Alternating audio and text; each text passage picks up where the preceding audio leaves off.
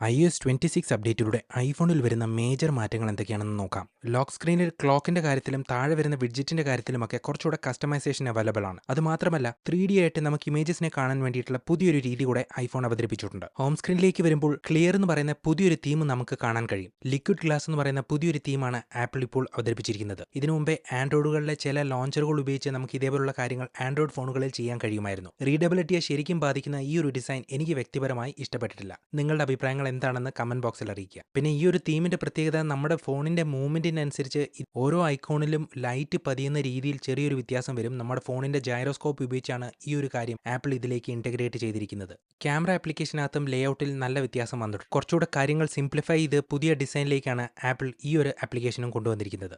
Image play ground ആപ്ലിക്കേഷനകത്ത് ChatGPTയുടെ പുതിയ സ്റ്റൈലുകൾ കൂടെ apple കൊണ്ടുവന്നിട്ടുണ്ട്. ആപ്പിളിന്റെ ഫോൺ ആപ്ലിക്കേഷനകത്ത് കുറച്ചുകൂടെ സിംപ്ലിഫൈ ആയിട്ട് നല്ലൊരു വ്യത്യാസം വന്നതായി കാണാൻ കഴിയും. നമ്മുടെ ഫേവറേറ്റ് കോൾസ് എല്ലാം ഇവിടെ വരും. റീസെന്റ് കോൾസ് എല്ലാം താഴെ വരുന്ന രീതിയിലാണ് ഈ ഒരു അപ്ഡേറ്റിലെ മാറ്റം. പിക്സൽ ഫോണിൽ അവതരിപ്പിച്ച കോൾ സ്ക്രീനിംഗ് എന്ന് പറയുന്ന ഒരു കാര്യം ഐഫോണിൽ വന്നതായി കാണാൻ കഴിയും. ഇതേപോലെ തന്നെ ഹോൾഡ് അസിസ്റ്റ് എന്ന് പറയുന്ന മറ്റൊരു കാര്യം കൂടെ ആപ്പിൾ അവതരിപ്പിച്ചിട്ടുണ്ട്. നമ്മൾ എവിടെയെങ്കിലും കോൾ ചെയ്യുന്ന സമയത്ത് ആരെങ്കിലും നമ്മളെ ഹോൾഡ് ചെയ്ത് നിർത്തുകയാണെങ്കിൽ ആ കോളിന്റെ ഹോൾഡ് ട്യൂൺ മാറി ആരെങ്കിലും സംസാരിക്കുന്ന സമയത്ത് വീണ്ടും നമുക്കൊരു റിംഗ് ടോൺ കേൾക്കുകയും അവിടെ നിന്ന് നമുക്ക് കോൾ വീണ്ടും തിരിച്ചെടുക്കാവുന്ന രീതിയാണ് ആപ്പിൾ അവതരിപ്പിച്ചിരിക്കുന്നത്. കോൾ സ്ക്രീനിങ്ങും ഹോൾഡ് അസിസ്റ്റും എല്ലാം നേരത്തെ പിക്സൽ ഫോണുകളിൽ കണ്ടൊരു രീതിയാണ് എന്നുള്ളത് എടുത്തു പറയട്ടെ.